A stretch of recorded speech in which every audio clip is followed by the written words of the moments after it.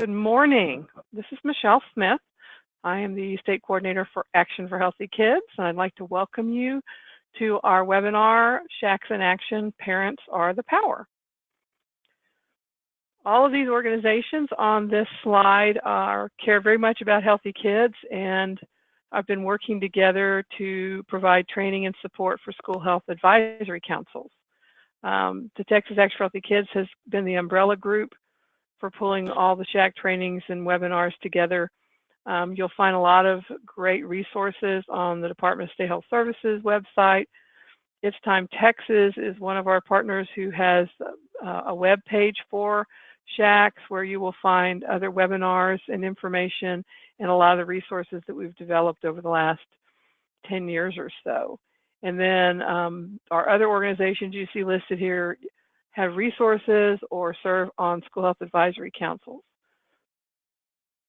Today we're really excited. We have two great presenters, one from Navarro ISD, who is a co-chair on the School Health Advisory Council there, Bryon Turner, and then Samuel Karns, who's with Spring Branch ISD, is the Assistant Director of Student Wellness and serves on the SHAC there. So they're going to share their stories with you for as soon as I get through a few logistics and then a little bit of information from Action for Healthy Kids. You probably are aware that you can either use your phone or your computer speakers. You will all be muted, but you can submit your questions, and we hope that you will submit questions while the presenters are presenting. At the end, we have left time, hopefully, to get to any of those questions. The webinar is being recorded. So if you want to share this with someone, we will be sending out a link, and we will also be sending the slides. So you will be able to share those with other coworkers or your school advisory council members or PTA, anybody you feel would be interested. And also, It's Time Texas offers CEU certificates that will be sent out probably maybe not by the end of the month, since this webinar is a little bit later. So it'll probably be around the first part of December.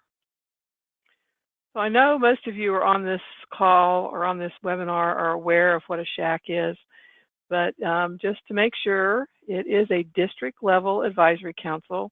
It is not a local campus level. And their goal is to provide recommendations that are representative of local community values to the local school board. SHACs are mandated by state law. Each school district in Texas should have a SHAC, and they should be appointed by the school board. It's a voice for parents and the community, and they're an excellent way to educate the district and the school board about how important school health is to academic success. SHACs are mandated to review all health-related curriculum, and over the past 10 years, the scope of what SHACs do has been expanded to include all the components of a coordinated school health program.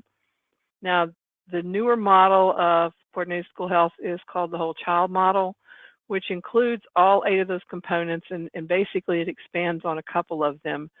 So we're still covering the same components, it's just expanded a little bit. For instance, one of the components was families and communities, and now those are separated into families and then separately communities. So those are the key issues. SHACs have become more and more important because so many of the issues or risks our children are facing are behavior-based. And since our kids spend the majority of their day at school, it's important to recognize and support healthy behaviors there as well as at home and ensure they have a safe, healthy learning environment. SHACs can really help. They are the connection between schools and the district in all matters that relate to health and wellness. Schools are so overwhelmed with paperwork and testing, unless something is mandated, sometimes it gets ignored. This is where SHACs can make sure that the things that impact our children's ability to be successful, like getting physical activity, having nutritious lunches that they will eat, ensuring there are policies in place on bullying, even making sure that they have a safe place to play. Many of these items are driven by district policy, and SHAC can ensure that those district policies reflect parents and community input on what is best for your child and all children. SHACs bring focus to the important role health plays in learning environment. You're not just sending a brain to school to learn, you're sending a whole child. And if that child is hungry or tired or sick, they're not going to be successful. SHACs bring focus to the whole child education. They support district, encourage parent involvement, and support schools and help drive district policies around health and wellness.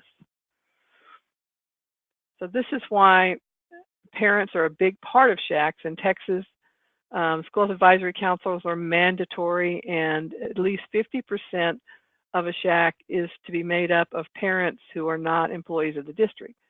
So realistically, over half of a school health advisory council can be made up of parents. So Action for Healthy Kids has been working with National PTA to identify ways to help parents be effective advocates around the whole child model. And just recently in September, we launched this website called Parents for Healthy Kids, which has a lot of information and tools and resources, ways to connect, to help parents make sure that their school is a healthy learning environment and that we're giving all of our kids the best opportunity to be successful. So check that out. And at this point, I'm going to turn this over to our first presenter, Bryon, who is from Navarro ISD, and he is going to share his story as soon as I can. There we go. Okay, Bryon. Good morning, everybody. So Michelle, am I on there okay? Yes, except your PowerPoint's not up. Happened. That always happens. Yeah. Just when you think you got it. Let me try that again. There she is, maybe. There she is, yes.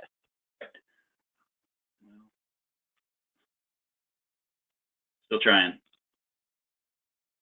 Okay. First off, Bryon Turner is my name. I'm a co-chair of the SHAC out in Navarro, a small district, Central Texas. Been involved with the SHAC for about 5 or 6 years with my wife and a few people. We started out as a group of 4 people meeting in a side room of the library and have slowly grown. And this issue of parent involvement is one I think that all SHACs struggle with from what I've heard and seen. But just a little bit about our district. We're a 4A school. I checked this week, we have 1,912 students in our district. And we're unique in that our entire school district is located on one campus with 4 different schools, elementary, intermediate, junior high, and high school. And I wanted to list some of the ways that we have to reach parents, and then we'll talk more specifically about a few of them as we go. But we have a K-12 phone alert system that the district uses to send out weather alerts or if there are school cancellations and things like that. We do not use that for SHAC notifications, or at least haven't. The district is fairly careful about what they do with that phone alert system because they want parents to take it seriously, so they don't allow it to be used for much else other than emergency alerts. The district does have a Facebook page, and interestingly enough, for our school of 1,900, we have about 2,700 followers on the Facebook page. And so we do announce our meetings on the Facebook page. We're able to post things on there when we have an activity. So we try to utilize that. The school's got a marquee, and occasionally before our meetings, we'll put up something there that says we're having a meeting that day, just in case parents drive by and get to see that. Our SHAC has 5 meetings per year. Last year we started that. In the previous years, we only had 4, but we found that our business was increasing enough that we needed another meeting. We always keep our meetings to 1 hour, and we hold them on campus. We've had them at different times of day to try to increase parent involvement specifically. I'll talk a little bit more about that as we go, but currently our meetings are at 4:30 in the afternoons. We email our agenda, or our proposed agenda, prior to our meetings as a reminder, and we have a list of about 240 parents and staff that get that agenda. And so that serves not only as a chance for them to see what we plan to talk about, but also with the invitation for them to add agenda items and just as a reminder about the meeting. And we got most of that list through a number of efforts, and I'll talk about that a little bit more as we go as well. We have added childcare to our meetings to try to answer that excuse from some parents that, oh, we've got little ones and we can't come because of that.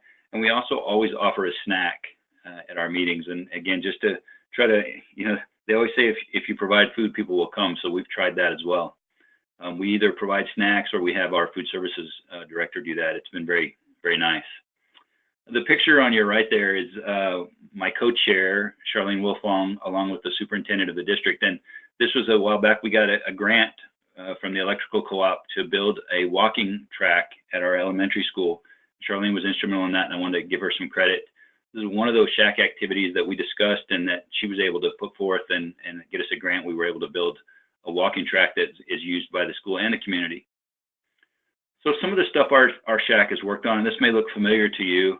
I'm guessing that those of you attending this webinar are probably the proverbial choir as we talk about these things, but we do some of the things that other SHACs do. We've evaluated our district wellness policy and contributed to that. We obviously take review of sex education seriously, and Austin Lifeguard's our current provider. We've evaluated recess and PE hours for our intermediate school, partially because of parent complaints and issues a few years ago when recess disappeared, and that was something we had to get addressed. We have a running club that goes on that our members are involved with, and then puberty education for 4th grade. I want to mention that specifically because we actually did some best practice here. We put a survey out to the parents of all the kids that went through this and asked them if they thought it was okay. And we overwhelmingly got positive responses because we had moved our puberty education from 5th grade down to 4th grade.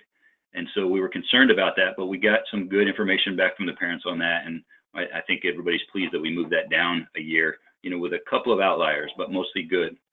And then the SHAC survey, and this may be one of the most useful tools in parent involvement. So we sent a survey out through the district electronically, and we got 222 responses back. And we asked some very specific questions. One of the questions was, what do you feel would be the best way to increase parent or community involvement in the SHAC? What we found out was that most people didn't know much about the SHAC. We got a lot of responses that say, I don't know what this is, or I don't know if you're doing a good job because I've never heard of it. And the suggestions we got were things like use social media and email more, push notifications. We got send us mail, send more things home with the student, comments of that nature. And we got a handful of folks that said change the time. They said, I'm a working parent, I can't get to a meeting at 4 in the afternoon or 4:30, they should be later. So we moved the meeting time that year to 6 p.m. And we spent a year with our meetings at 6. And what we found, unfortunately, was that our attendance went down. And so we spent a year with a later meeting. We had added the child care, all in an effort to increase our parent involvement. And while we picked up maybe one parent, maybe one staff member, we lost a handful of our regular attendees who had been used to coming to the meeting either right after they picked up their kids or right after they got out of school. And so sometimes surveys point you in a direction, and the good news is you can attempt what they direct you towards. But in this case, we found that didn't help us. In fact, it hurt us. So we've changed our meeting times back to 4:30 this year, and at our first meeting, we had a slight increase in attendance. So the other good thing about the survey was it gave us a really large pool of contact info. So we allowed parents a way through the survey to give us their information if they wanted to be contacted about SHAC events and meetings. And so we were able to increase our email pool considerably through the use of the survey. I was pretty happy about that. Some of the other things that our SHAC talks about, we spent a year with focusing on staff wellness at the direction of our administration. And so we worked hard to find something to help with the staff on campus through local community centers and through health and wellness facilities throughout our area. We spent a year kind of working on that as our focus. We've had some bylaws changes. One of the things we did, we found that we had some folks that would show up, but when it came time to do some work, we found that we had the same group of people, the core group of people doing the majority of the work. And so we came up with something called a pledge, a commitment pledge. And basically we just asked each of those people that were present to agree to be available either through email or at meetings to work on something. And so by getting them to commit to a year's worth of work, and again, it wasn't anything super serious, but we just wanted them to buy in a little bit more. And so the next thing we did was come up with some subcommittees. So we broke down the focus areas that exist and created some subcommittees, 4 of them. And then we assigned those subcommittees to investigate and to look into what our district is doing right now in those areas and what we can do to make them better. One of those subcommittee areas was, of course, parent involvement. We've looked for funding for any of our focus areas. And again, that walking track was one of those. And so when we see a chance for a grant or some sort of award, we try to pursue that. The It's Time Texas Challenge that HEB does is another one of those areas where there's kind of a carrot dangling out there of some money if your school wins. And so, but more importantly, it's a way to get staff and kids involved in doing something physically active, and then a way to publicize that. So we've kind of tried to work that angle as well, just in trying to get more people involved and using some of the programs that are out there. Obviously, Action for Healthy Kids is another one of those. Some of our ongoing projects, well, we publish our meeting minutes on the district website, and we have several links through the district website to the SHAC. So on the parent tab, you can click on SHAC, and then you find not only our minutes for about the past year, but we've created some links on there. We had some specific health issues, and we wanted to put some of those out there. And so we've used our district website to have some links from the SHAC area that hopefully parents will be able to look at and get to something. Increasing membership. Again, it's every year that I've been on the SHAC, when I've made my annual report to the board, increasing membership has been on there as one of our goals and one of our challenges. And so some of the things that we've done specifically is our school, at least at the intermediate and elementary level, has what they call Meet the Teacher Night. And so we've gone and set up a table at Meet the Teacher Night especially for new families to the district, where we've had membership forms, given that letter to them, explaining a little bit about the SHAC and inviting them to give us some contact information. And then we've been able to add them to our email list or give them a call. And we've gained a couple of people through that method. It just requires a little bit of work from the SHAC to go and do that. But that's one way, especially for new parents, to see and at least hear about us. We have our email pool, and we attack that fairly aggressively in terms of sending out emails. We don't spam people, but we certainly do remind them about our meetings and activities that are coming up. We changed the meeting time in an effort to increase our membership, and I've explained the results of that. So social media, again, we're trying more and more to put announcements up there. One of the things we did was have for the survey we had a prize, random, from one of the respondents. We were going to give a $50 gift card, and we did that. And so when we made that award, then we published the presentation of that award on social media, just to remind people that had gone on and didn't just disappear. We're still looking at other ways to use social media. Again, Facebook is popular in our district, and so we're using that. And then some of our goals as we move on forward here. Once again, we will reevaluate the sex ed program, and that's just one of those things that people have to, each SHAC ends up doing. The other is seek input from the community. And one of the things we've done this year that's been a goal for several years was we've added a clergy member to our SHAC, and we've also added a medical director. We got one of the docs in town to agree to be our advisor in case we had medical issues. Now, some larger districts I know have a medical director for the district, and this is simply a physician that we have the ear of if we have some issues that we need to discuss or look for. We also want to, of course, repeat the other initiatives that we've done in the past. Specifically, I'll talk briefly about the health fair, because we've actually gained some membership, some parent involvement from this. So our food services director created a health fair. It was a time for students to come and taste test different vendors' offerings for food. And also we invited parents to that. In addition to the food part of that, we had our nurses doing a vital signs booth and taking vitals. We had some other folks come in from the community, dentist. We had a couple of the gyms in town. We had a couple of the vision centers come and do vision screening. So just trying to make that an all-around event. and again, trying to gain some information from people about contacting them. And we've had some success with that. So it's one of the great things. And then, of course, the It's Time Texas Challenge, we want to continue to compete in that. One of the things we found as far as getting parents involved that really helps is just to ask them.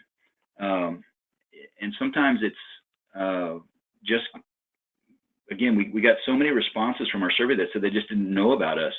And we were trying to figure out, you know, we sent flyers home with students in the past and heard that from some people here, well, they just don't make it home, or the parents don't look at that stuff. But so if you can get your current members to invite one person, sometimes that's all it takes. And then, you know, if that can double your membership, essentially, then you've done a great thing. So as we move forward here, again, we want to continue to support our other health-related activities in our district.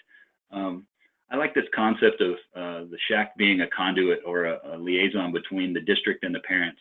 And I think that's one of the things we're tasked with. And so to that end, one of the things we do is I go each year at the beginning of the year during teacher in-services during their training before school starts, and I'm able to give them a briefing. And one of the things I say specifically to them is, if you have a parent come to you with a health-related issue, please send that parent our way. This is what we're here for. And if that parent's concerned enough to contact you about what their kid is eating or how much PE they're doing or how much activity they're getting, then they're maybe concerned enough to take an active role in the SHAC. And so getting a chance to do that in-service briefing, something that our administration has allowed, has been something I think has paid some dividends for us. Sometimes it means that I get information from teachers. They have an issue and they're like, well, what about this? What can I do for that? And so it's just one more way to reach out. And of course, the primary goal for 2017 and 18 is to increase parent involvement. It's unfortunate that that's always my #1 goal, but unfortunately it is. And I think, again, all SHACs suffer with that. But I hope that sharing with you some of the things that we've done to try to reach out and get parents involved will maybe give you some ideas. Be happy to accept some questions at the end here when we finish up. But I thank you again for listening up to me and for taking a look at this, and more importantly, for spending your time here to be with us. So Michelle, I'm going to try to send this back to you here. Awesome. Okay.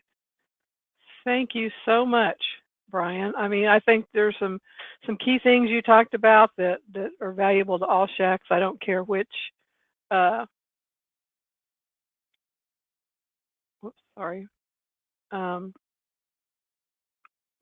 big your district is. It's important to make sure that your timing is such that it allows parents to attend. I think the survey is a great idea. We've used surveys to help recruit people. The commitment pledge was something new for me that I hadn't seen before, but I think that's an interesting approach as well. Can you tell I'm trying to, let's see. There we go. I'm going to switch this over to Samuel. And Samuel, I have unmuted you, and I'm sending it to you. So you will need to show your screen, and there you go. Pulled up? Yep, you are there. All right. Thank you. Bryon, I took some great notes from yours as well, man. Just to give a quick background on myself, my name is Samuel Karns. I'm the Assistant Director for Student Wellness here in Spring Branch ISD. We're located in Houston, so we're kind of overshadowed by the big HISD. And I know that Michelle kind of shared with me that there's just kind of a variety of folks that were going to sit on this webinar today. And so hopefully I'll try to cover the full gamut here, but I kind of just wanted to do a quick dive in on the WISC model. Michelle kind of referenced this earlier in her beginning slides when she talked about coordinated school health and then moving to the 10-component model. And more specifically, today I'm going to try to do a deep dive on family engagement / community involvement. And as she shared earlier, those two used to be combined, but they've now broken those apart. And so today, through my short presentation, I'm going to talk about how we're engaging stakeholders within our district, both through the family, but also through community, because I think we might have a few community partners on this webinar as well. So hopefully presentation will work, and we'll jump on to the next one. Let's see. So, kind of give you guys a quick outline. The problem that I've been shared with is, how do we engage more stakeholders at the table? We know that families and parents need to have a voice. And so I know a lot of the work we do in our district also evolves around kind of Dr. Joyce Epstein. She talks about the spheres of influence, which is family, community, and schools. And so I'm going to provide hopefully a couple of solutions. If you're a parent or a community member sitting on this call wondering how can I get engaged with schools, hopefully we'll dive into that as well so that you can see that. Apologize for the typo I just see there, but the importance of family and community engagement, and then kind of the next steps for what you can do is when you leave this webinar, wherever your area of influence happens to be, hopefully we can give you a couple tools to walk away with. So the problem, how can we engage all stakeholders to support the whole child? And so if you remember that WISC model, which is the whole school, whole community, whole child, but for short we say WISC, the child was in the center of that. And when you think about it, if we're missing different components within that that shield, so to speak, our children tend to suffer from that. And so I won't read this entire quote to you, but obviously some big key components there, the families, the community, and schools. And so kind of the big overarching question is how do we engage all of those folks to work together so that they can solve this problem? So I've kind of given a quick rundown, and I didn't see Michelle's slides prior to this, so I won't spend a lot of time. I know she talked about the Texas law that requires schools to have a SHAC. So I spelled that out because if you're new to this call or you're new to SHACs, a lot of people are wondering what exactly is a SHAC. Other schools and districts might refer to it also as the wellness team, but at least in the state of Texas, it's starting to pick up more steam as we refer to it as the School Health Advisory Council. And in our district, I'm going to cover, we have a D SHAC, a C SHAC, and a K SHAC.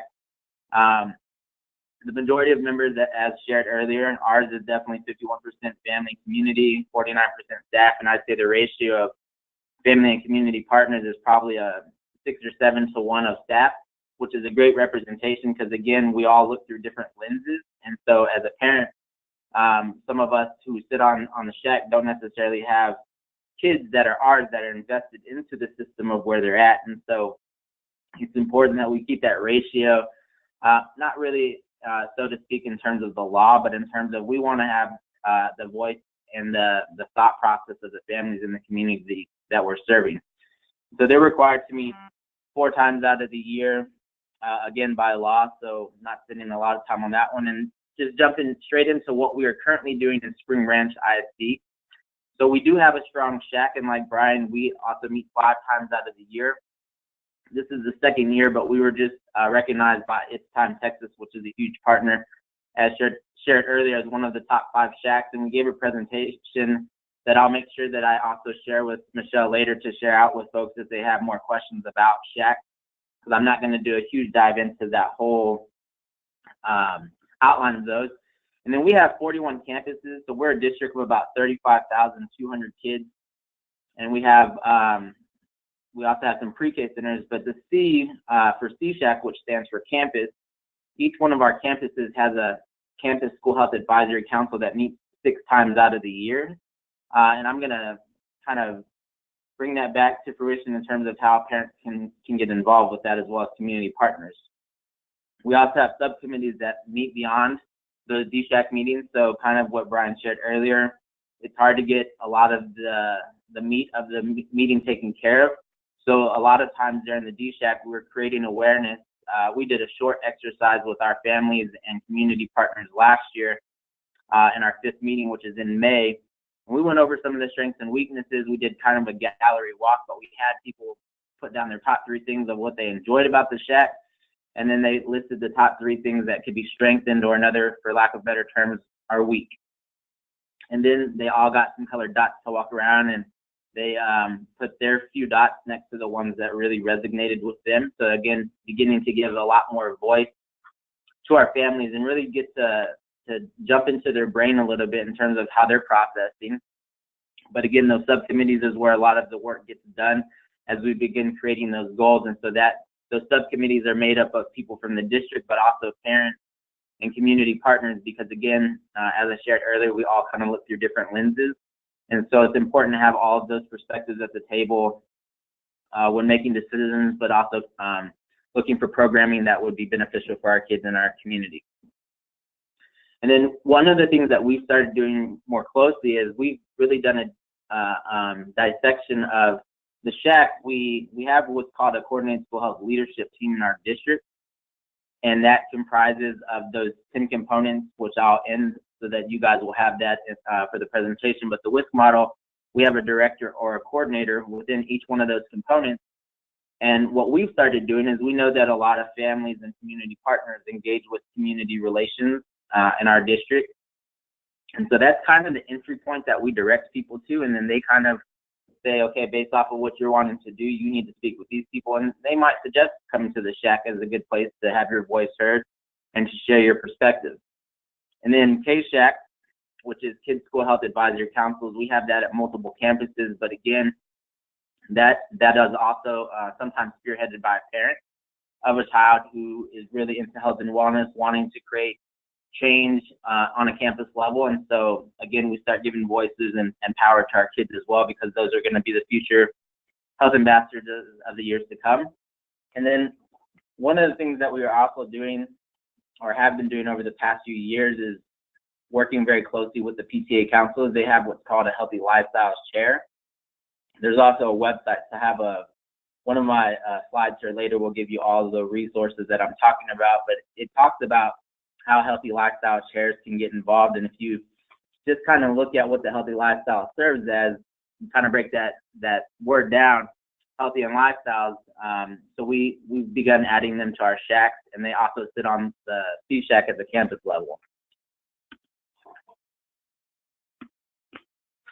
So my solution proposal with this particular audience today in terms of recruitment is a great place to get involved is your DSHAC. That's your vehicle. As we shared earlier, 51% community, families. And so our goal is to continue building that. We have a good, strong showing of about 30 to 40 people. One of the things that we do try to do in terms of accommodation for meetings is, which I do like the idea of childcare, is we do reverse hours. So we have a 9 to 11 session during the day for folks who are able to make that, and then we offer it 5 to 7. The campus SHAC is another place that I direct parents. So I had a lot of parents at this last DSHAC meeting ask us, how do we get involved? What can I do? And I told them, you need to go talk with the campus. And I gave them a list of who our CSHAC chairs are. And the chair is the person who drives that committee, which meets 6 times out of the year. But again, if you think about that WISC model, there's 10 components there. One of those components, or one of those key players that needs to be at the table, is parents and families. And so I think that that's a great opportunity for parents and families and community partners, because if you think about community partners as well, that's also on the wheel, or the WISC model. And so we encourage them to sit on the SHAC. A lot of them, that's a direct investment to them because their kids might attend that school. So this is a great way for them to get engaged and involved with the school. I also listed out recruiting in terms of the Healthy Lifestyle Chair. What I personally do is I go to the first PTA meeting of the month when the Healthy Lifestyle Chairs are there. And I get to give them a quick 5-minute, 30-second elevator speech, but it's about 5 minutes. So I guess it feels like 30 seconds. But I give them a quick overview of how to get involved, making healthy lifestyle decisions for campuses in the community. And then one of the things that we do with those healthy lifestyle shares is, because I'm sure a lot of you might be overwhelmed hearing about SHAC this and coordinated school health and WISC. There's a lot of different just kind of acronyms out there. We do what's called a SHAC 101 so that we can give them a really deep dive into what SHAC is, or SHACtivism as we refer to it. And then subcommittees is another great opportunity, because again, what I also realize is a lot of our parents and community members bring strengths to the table. And if we're having meetings where it's kind of monologue and we're up there and we're talking, there's not a lot of interaction that happens, which our SHAC appreciates, getting to hear all of the great things we're doing at a district level, because it's the communication piece, which I think Bryon kind of hit on earlier. Communication is something that I think a lot of districts and organizations are trying to strengthen. And so that's why we work with our community relations. But I'd say they have a volunteer page where you can kind of fill out what it is you're wanting to do. And then again, what community relations does to our relationship that we've built with them is they direct them or send them to us, like, you need to talk to so-and-so. This is a great opportunity.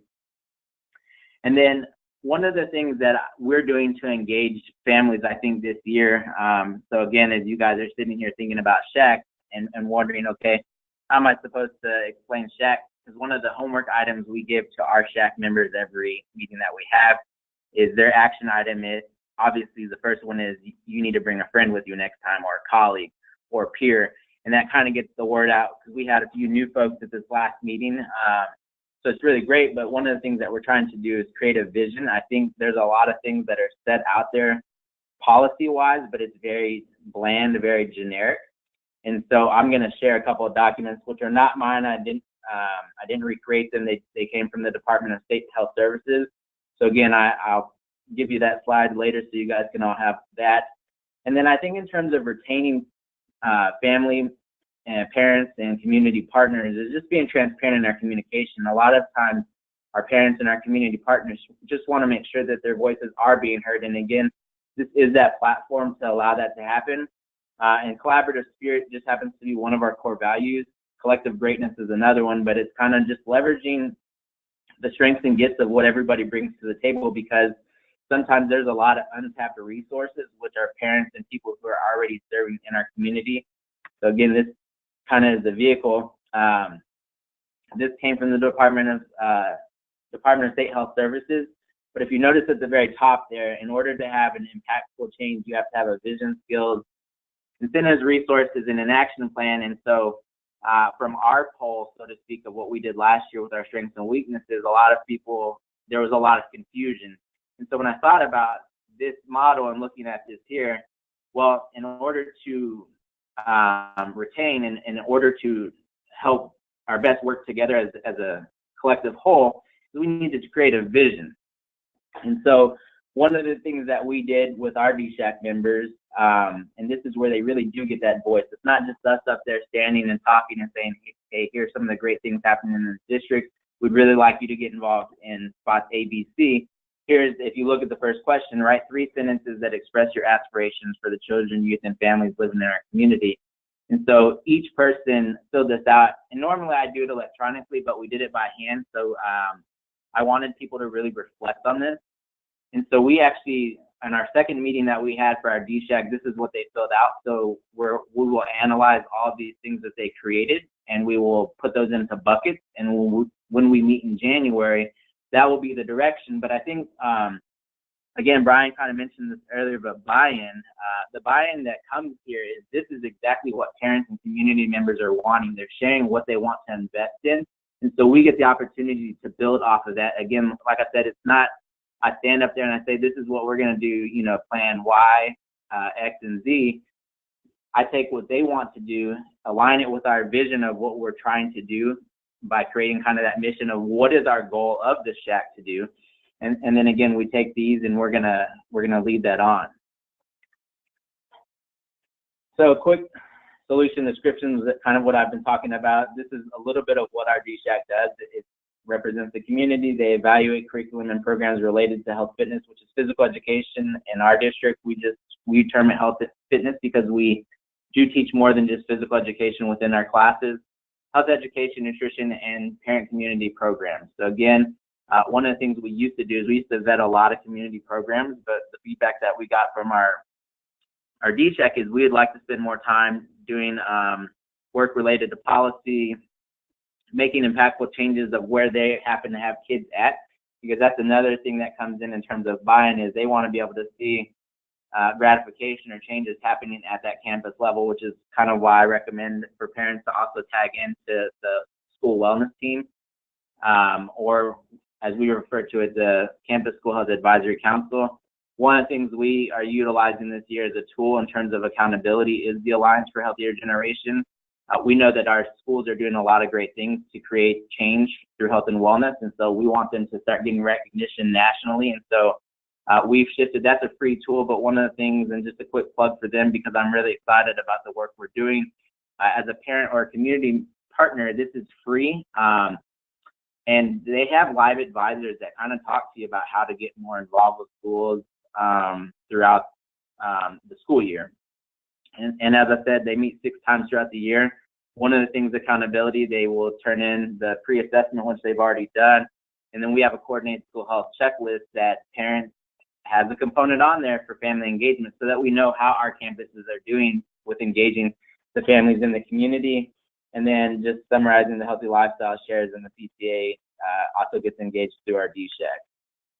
So here's a lot of the things that I talked about that I'm going to leave for you guys to have, but there are a lot of different models out there. We've done coordinated school health, and then in 2014, when CDC and ASCD, which are 2 of the resources on here, merged to create with the Whole Child Initiative, and it created the Whole School, Whole Community, Whole Child, it creates an interdependency. And I think that what's really great about that is it creates that platform or that opportunity for families and community partners and school officials to really jump in and collaborate on some of the important health issues related to our kids, because I won't go on the soapbox, but you know, if kids are not healthy, they're not going to do good academically, and that's something that we need to remember, and that's always at the forefront of a lot of the things that we do.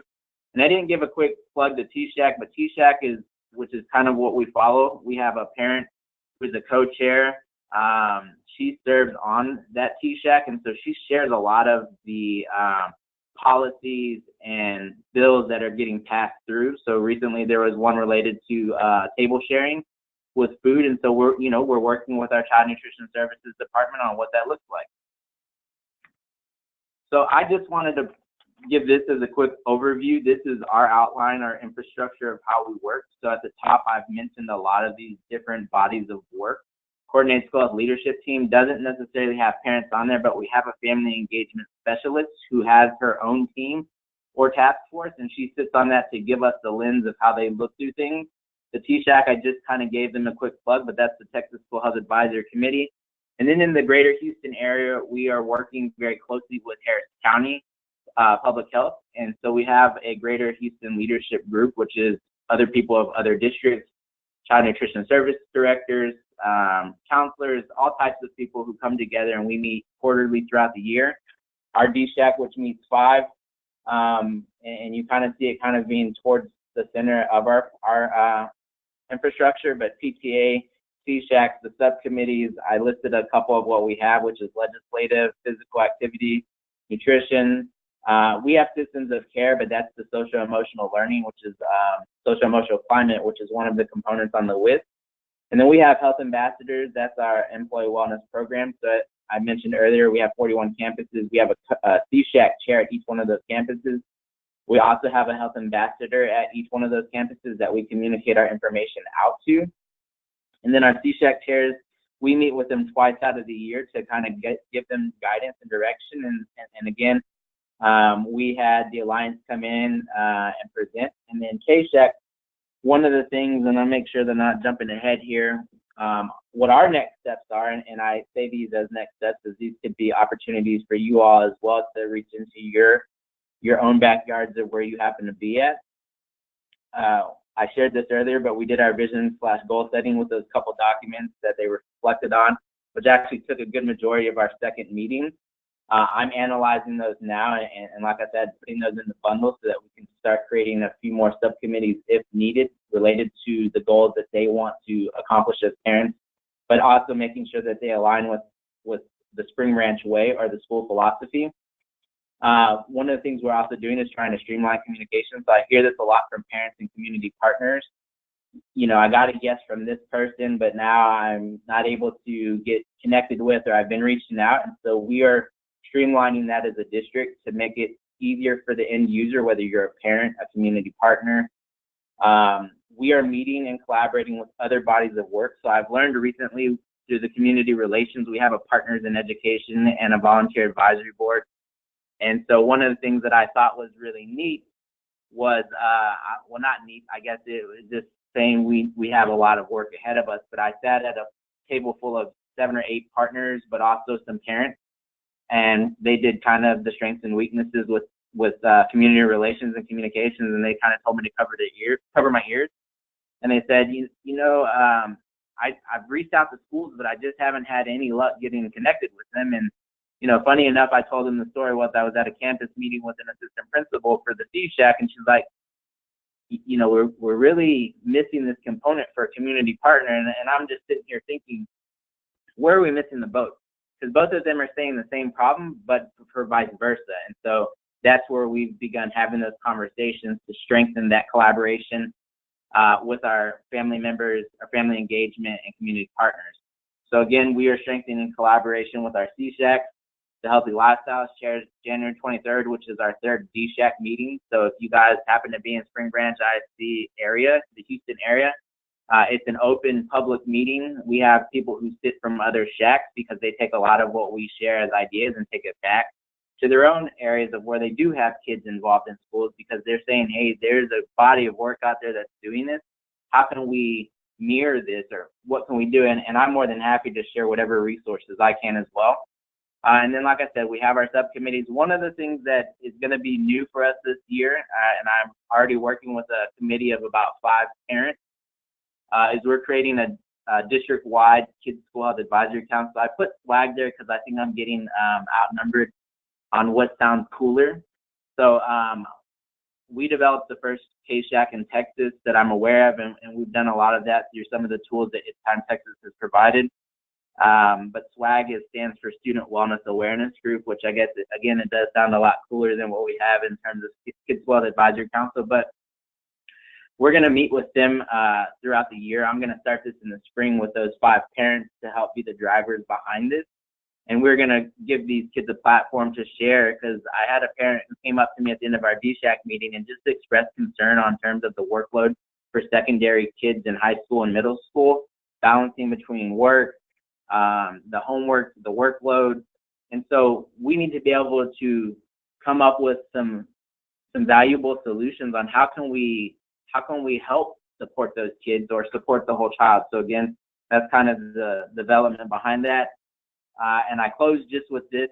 I think, if you have your cameras, you'll get the presentation, but I'd snap a picture of this. This is, starting to pick up a lot more steam. It's been around for a while, and it's a great framework. Like I said, there's a lot of great frameworks out there, but if you see the 2 components that we've spent a lot of time on through this webinar is community involvement and family education.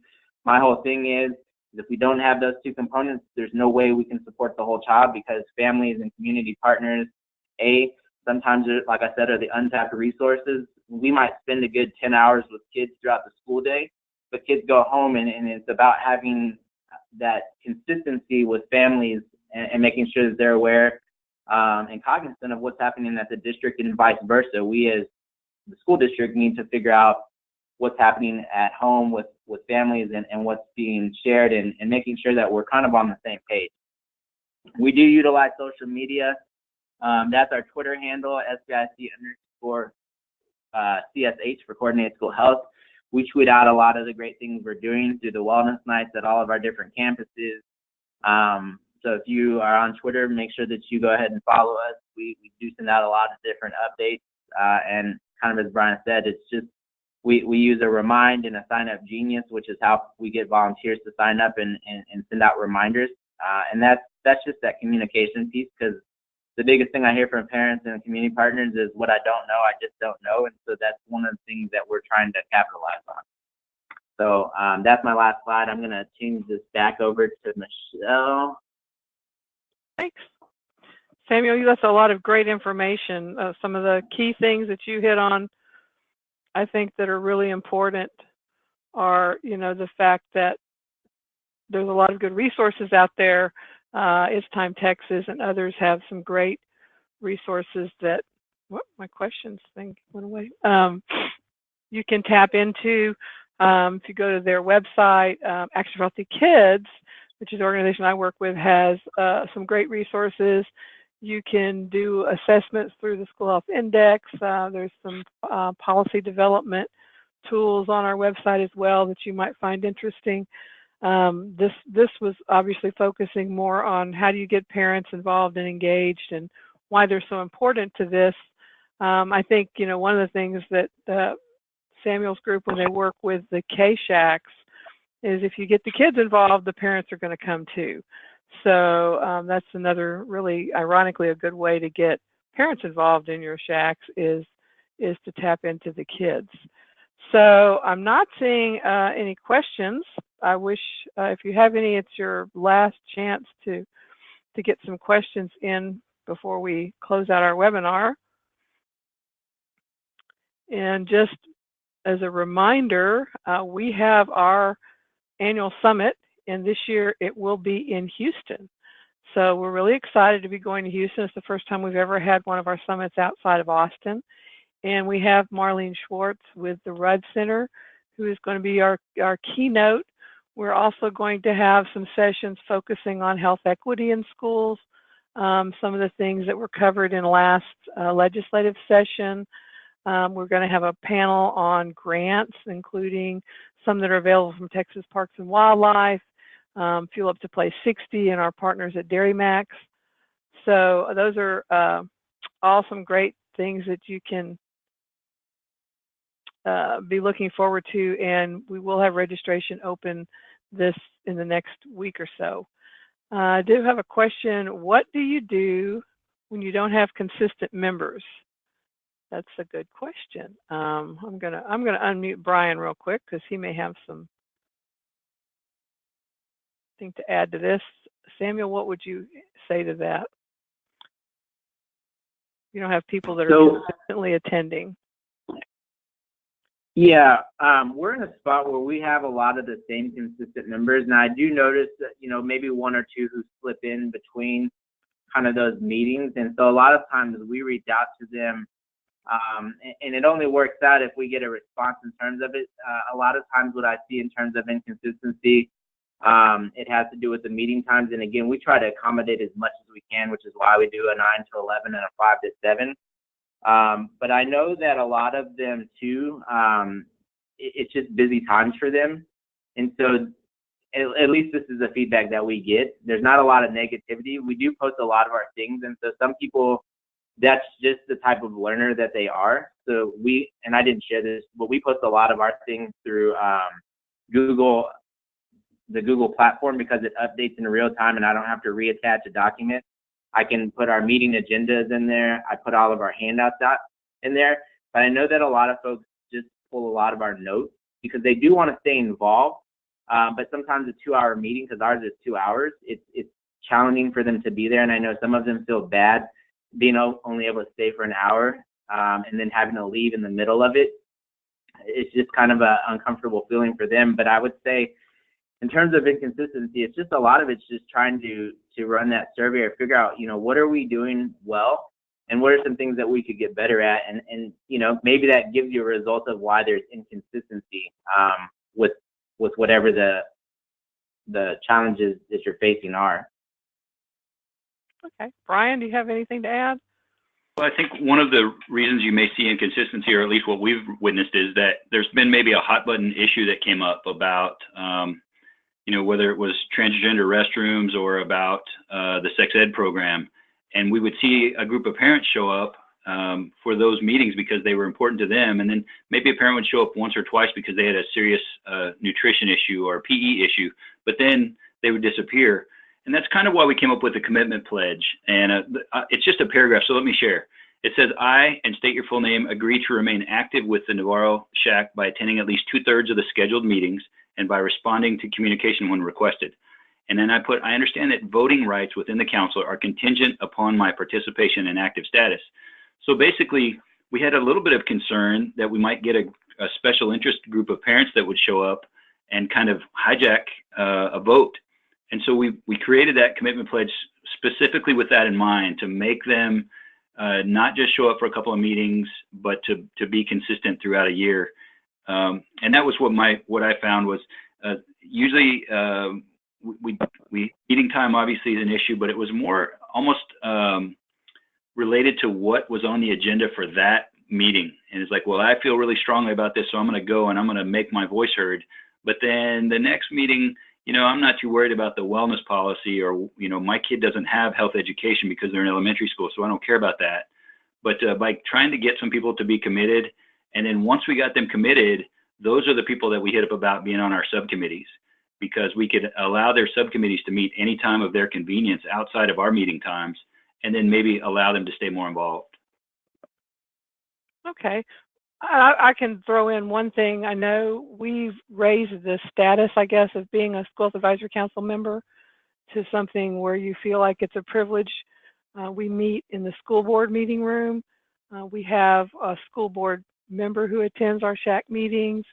We have the doc, and I think that helps. And the more people that you engage that give you credibility and prestige, the more likely you are to get people to come consistently, along with the things like when you meet and knowing what to expect.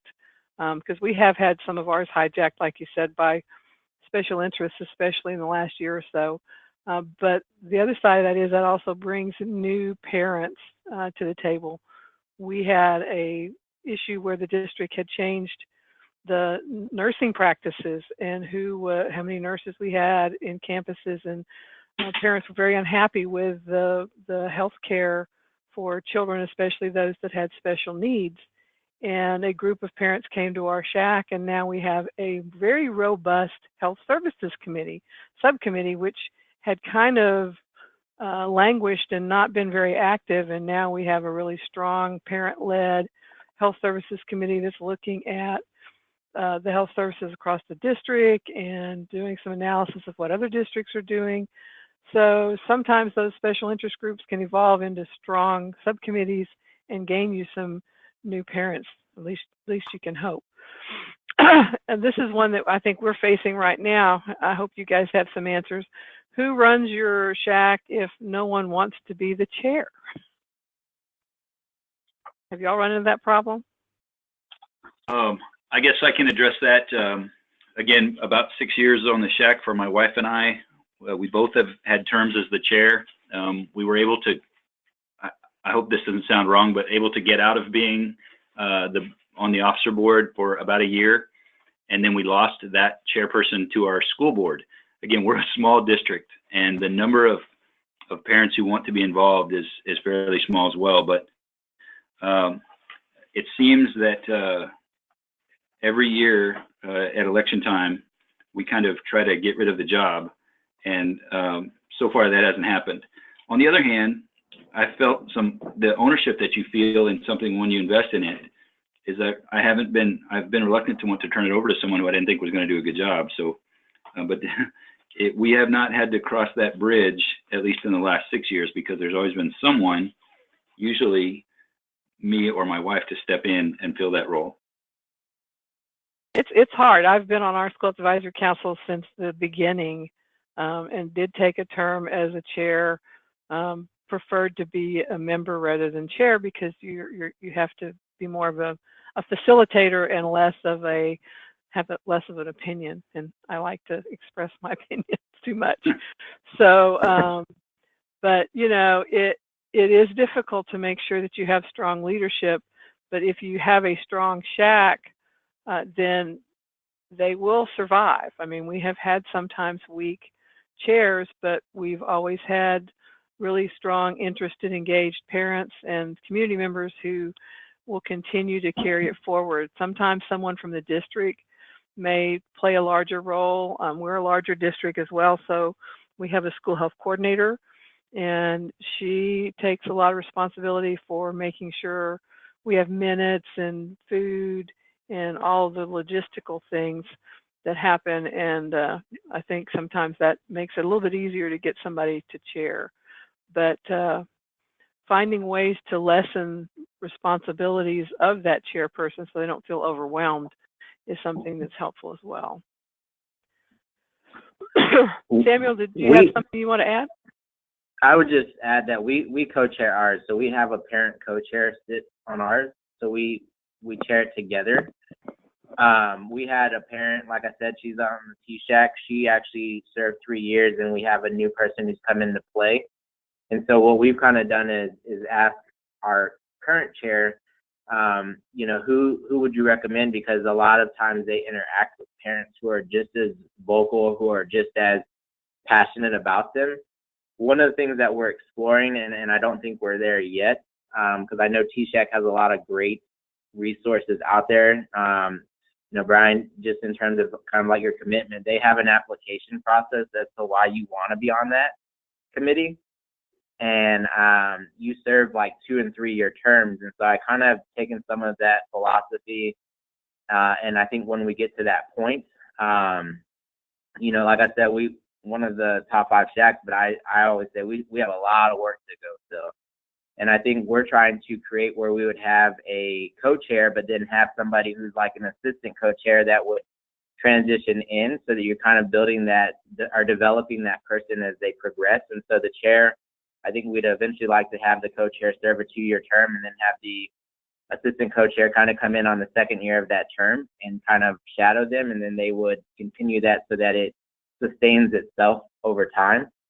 But I know that that's one of the things that we're looking at in the near future to try to do. But like I said, we're not to the point where TSHAC has like you serve a 2 or 3 year term and we have an application process. I think Rebecca Fox, who was the former director of student wellness here, did a really great job, because I think in many instances, in many SHACs, I feel like across the state of Texas, you're just trying to get parents and community partners in the door. And we are now getting to that next level where I think we can begin creating some terms. But again, that's kind of changing the culture a little bit. So anytime you do change, you got to do that transition a little bit slowly, so that people don't feel like you're kind of kicking them off the committee. But I think in some cases, it's good to have fresh eyes that come in, especially if you've been doing it for 5, 6, 10 years. It's important to rejuvenate and find a work-life alignment for yourself, so that you can be that participant and be in the other shoes. And then I would say, lastly, we added, I'm meeting actually with this gentleman later today, but I know one of the things I struggle with is the note taking, because I tell them I need a secretary. In terms of like, I need someone who's willing to take the notes, because we have to post them by law, and I have to go back into my head of, oh, okay, I talked about this, this, and this, and I have a pretty good memory, so don't get me wrong, but that's a job that we're kind of creating, so that we have a secretary who can type up those notes during the meeting as we're talking about all these different important topics, and then that way we're gonna also, I think, give him some more rights in terms of being able to send out communication to the SHAC and just have a more fluid conversation back and forth, whether it's through email, Remind 101, or any of these other communication services. Okay. Well, we're definitely out of time. We're in a little bit over, and we thank you for staying with us and being on our webinar this morning. I hope the information we've shared has been useful. There are a lot more videos and webinars on YouTube at Healthy Kids, Healthy Families. There are both webinars for school health advisory councils, and then we also run a series of webinars with TEA and the Department of State Health Services and the Department of Agriculture supporting coordinated school health. So there was one earlier this fall on the legislation that passed, and then there was one in November on PE professional development. So check out other webinars if you're interested. And we will be sending you the slides and the link to this webinar either later today or probably tomorrow. So thanks again for joining us, and thank you, Bryon and Samuel, for sharing your experiences with your SHACs. I know they're both really strong, and it's great to have good examples and models for others across the state. So we appreciate everybody's time, and have a great rest of the week and a wonderful holiday. Thank you for having us on. Thanks.